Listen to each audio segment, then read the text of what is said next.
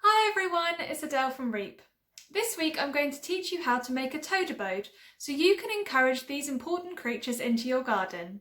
Let's get started.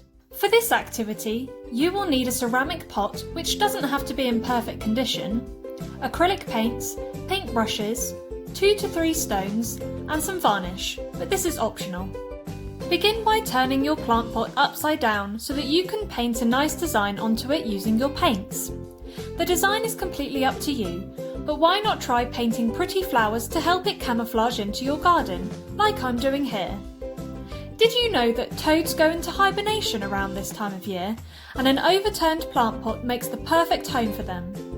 When you've finished, let the paint dry for a few hours.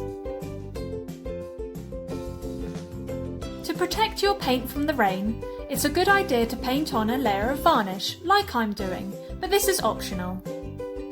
Once your varnish is completely dry, it's time to put your toad abode outside. The best position for your toad abode is somewhere dark and damp so that they can hide from predators.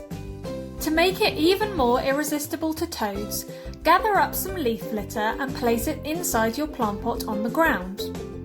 If your plant pot is like mine, use your stones to prop up one side of the pot so that the toads can crawl in underneath the gap, like this. I hope you enjoy learning about toads this week and making your toad abode. Remember to keep an eye on it in the coming weeks to see if any toads have moved in, but make sure not to disturb them when checking.